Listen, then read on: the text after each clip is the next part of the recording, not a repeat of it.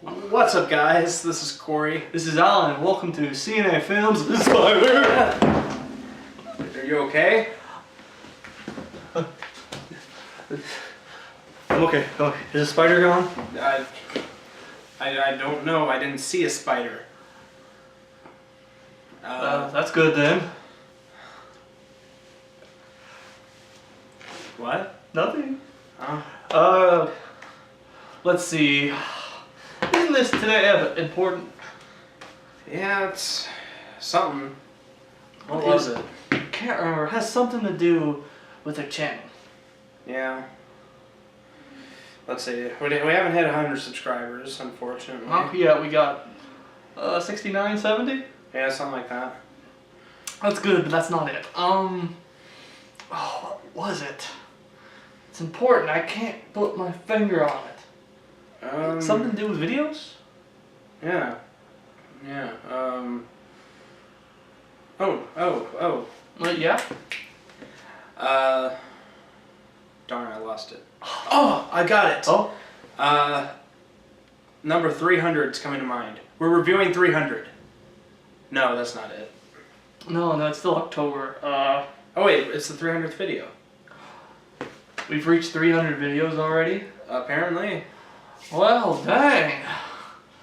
Well, guys, welcome to our 300th video special. Woo! And we're going to break cliche and not review 300. But, anyway, it's Halloween. It's my favorite holiday, at least coming up soon. And we're going to review two of our favorite Halloween movies. Yes. Or at least modern kind of more horror comedies. Yeah.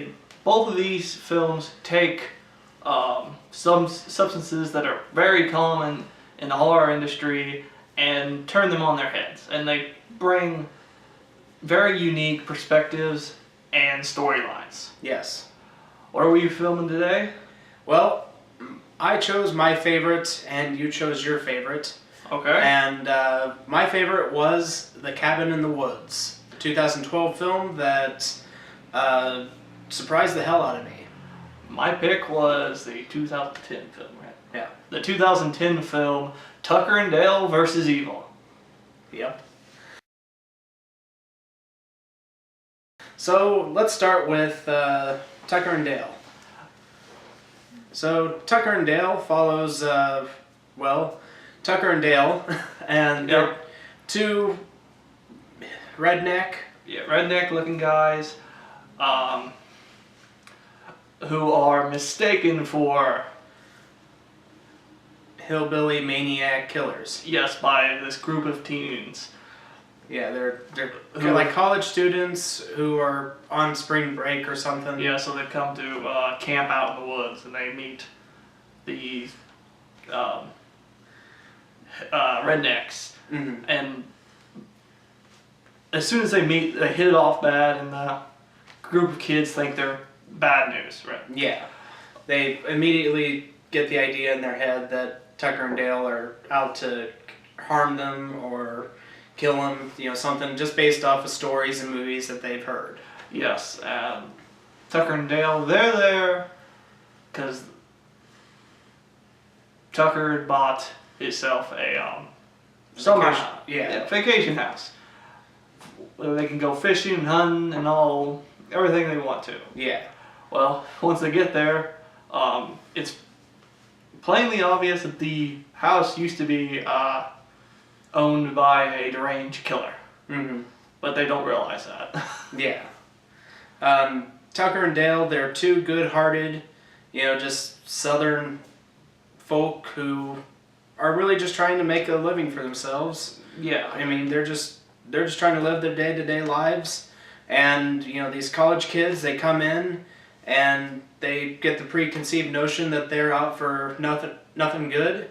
Yes. And so hilarious things happen when the college kids decide to strike back against Tucker and Dale. Yes. Which it starts out with the teens decide to go skinny dipping the same time that Tucker and Dale decide to go night fishing. Yeah.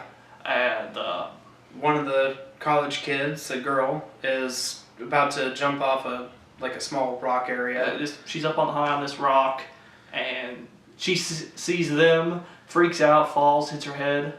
Yeah. Which Dale. Yeah, he saves her, and they yell at the other college kids that they got their friend. They freak out and run back to their campsite. Yeah. Where one of them fuels the "let's get revenge, let's get them before they get us." Mm-hmm. And throughout, this one college kid is just adding fuel to the fire. Yeah. And so, throughout the film, the college kids are trying to get revenge, and things don't work out quite the way they want. We're not going to spoil anything, because this is one that we really want you to go see if you haven't seen it. There's a lot of death in this one, and each one's different. Mm-hmm. And quite funny sometimes. Oh, yes.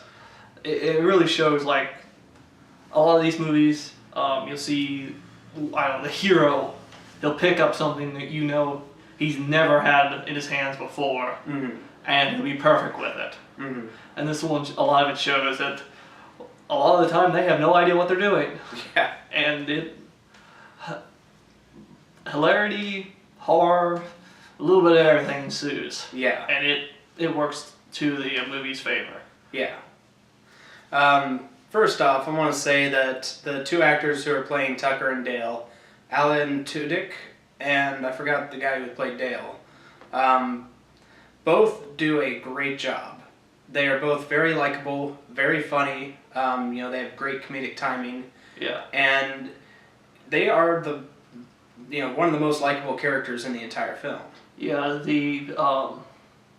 there's not a lot of character development for the college kids, but for a lot of them, they're just there for their one. Yeah, they're getting picked off one by one. Yes, which... So, there's not much development. There's two characters of the college kids that gets true development. Yeah. The girl that fell off the rock and hit her head. Yes. Who is staying with Tucker and Dale while she recovers. And the kid who keeps putting fuel on the fire. Yeah. You learn some backstory history with him and his family members. Yeah. And really, that's all we're going to really say. But still, all those characters that we just mentioned have the most character development. Yeah. And honestly, you don't really need character development for any of the other characters. No. It works just fine the way it is. It does. Let's see. Another thing this one does a little bit different is the amount of college teens there. Mm. Usually in a movie like this, horror movies seem to go with the basic of 5, which usually 1 or 2 people are the only ones that survive. Yeah. This one has 9 college kids and 2 rednecks. Mm-hmm. So I thought that was a very good number. Mm-hmm. Usually there'll be like several of both of the evil characters and the good characters. It's just like 5 of each. Yeah. Roughly. That's not for everyone. Some have small variation, but usually you can go on the basis of 5. Mm-hmm. Yeah. This film is very funny. In fact, there's a scene, I'm not going to spoil anything, but there's a scene with a wood chipper that was absolutely hilarious. A couple scenes with it. Yeah. Like I said, the comedic timing for this movie is spot on. The cast does a really good job at bringing these characters to life and, bringing a very strong comedic horror film. Yes. It really hits home what it's trying to do. It switches the roles instead of the college students being the heroes. It's the 2 rednecks and yeah, exactly. Vice versa. The twist at the end is neat. Mm-hmm. It kind of tries, for some weird reason, to hit home that redneck or hillbilly is more of a race. Mm-hmm. And instead of, I don't know, a life choice. Hmm. I know you could probably pull pins and needles out of that, but how they set it up is a little weird. Yeah. But it doesn't really hurt the film at all. No, not at all. I really like this movie. I highly recommend it. It's currently on Netflix. So, yeah, I would say check it out, especially for this Halloween Oh season. yeah, if you're looking for a movie that has both horror, gore, and is funny, Hmm. yeah, definitely recommend this. It's one to add to the ones you watch during Halloween. Yeah. So, what would you give this one? I really enjoyed it. The comedic timing's good. A lot of the characters they develop well. The ones they don't, they kill off rather easily, which is what it's aiming for. Mhm. It works. An 8.7. Okay. I really enjoyed this film. Yeah, no, I did too. Yeah, I'm probably going to go with an 8.5. Okay. I mean, it's a very funny, very well done film, and it's definitely one to watch during the Halloween season. So now let's move on to the 2012 film. This was my choice, and that is The Cabin in the Woods. The Cabin in the Woods. Yes. The Cabin in the Woods originally was set to be released in 2010, I believe, or even before then, but it was shelved, and due to, I think it was MGM. It could have been somebody else. Due to a big studio company shutting down, I forgot which one, they shelved it and ended up selling it to Lionsgate, which distributed it in 2012. Film basically follows 5 friends, they're college kids. Who are going on vacation to a remote cabin in the woods. Yeah. Where things are We haven't not heard as they this one seem. before, have we? No. And, things are not as they seem. And that's probably all I'm comfortable saying. Oh yeah, this is one to get the full picture. You have to watch it, because from there on, whatever we say is really Spoiling it. yes. And honestly, I know it sounds like, this is just another run-of-the-mill kind of horror movie. Five friends, college kids, go to a cabin in the middle of the woods, and they start getting picked off, one by one. That's how, Evil Dead and, all these other horror movies go. But this one is so out of left field. It is so different from everything that you've ever seen that it is one of the most freshest and one of the most enjoyable horror comedies out there that I have ever seen. Yeah, for the first half, this film plays out like the stereotypical one, Yeah. and then it hits you with it. It hints at it going up, and then it just hammers it home, and it's It gives you pieces of, what's going on, but then, after about the halfway mark, it really just pile drives you with, just all of this stuff. And frankly, the last 30 minutes of this movie is the coolest 30 minutes I have ever seen in a movie. Yes. Um, When shit hits the fan, shit hits the fan. yeah. And, I'm not going to spoil anything, but it definitely is, the coolest thing I've ever seen.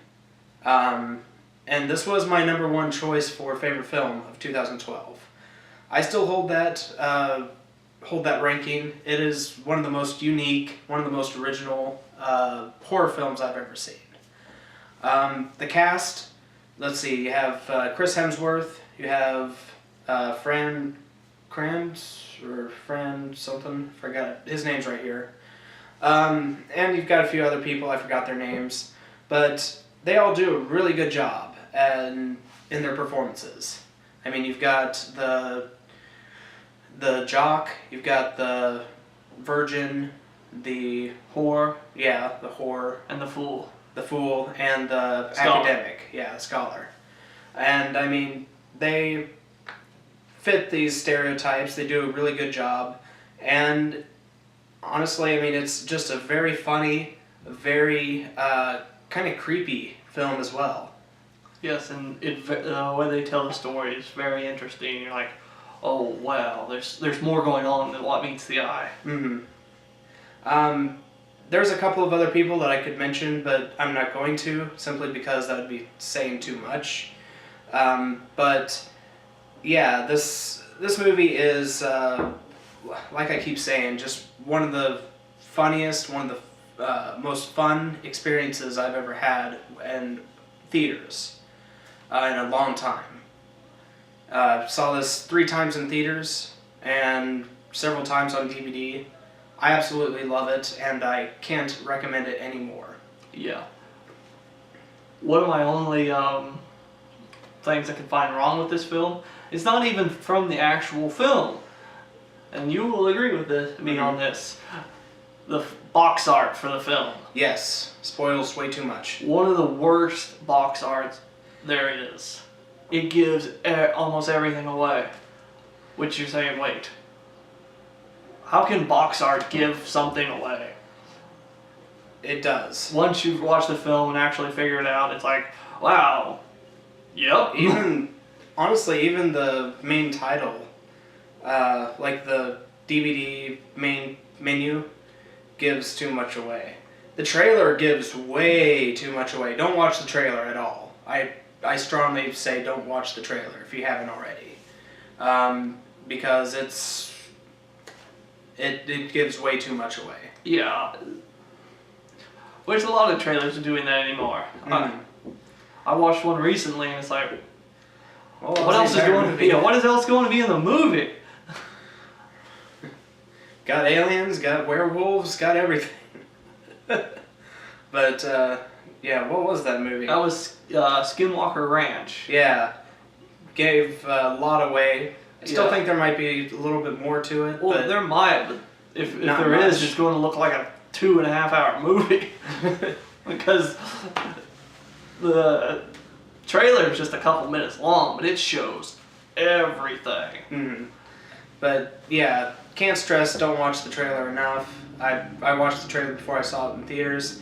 Didn't ruin my enjoyment, but it certainly did make me go, okay, I remember seeing things that was in the trailer that hasn't happened yet.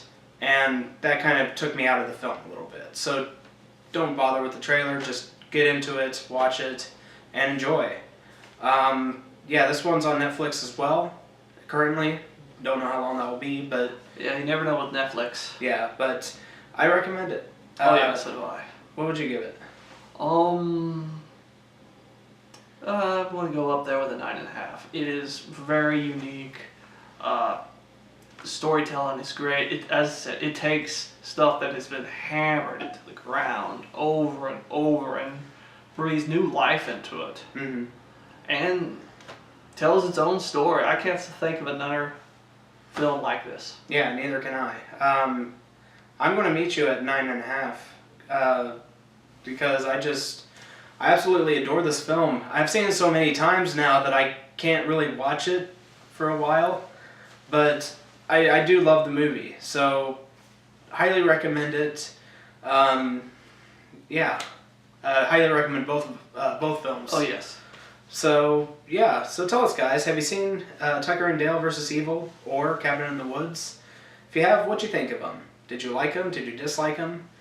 Share your thoughts on them, comment below, let us know. We'd love to hear your feedback. If you like this video, be sure to like, share, and subscribe. Don't forget to check out our other videos. Be sure to like us on Facebook and follow us on Twitter. If you have any movie suggestions or TV suggestions, feel free to leave them in the comments. As always, he's Corey. He's Alan, We're CNA Films and Animation. and we'll see you guys in the next one. See you guys later.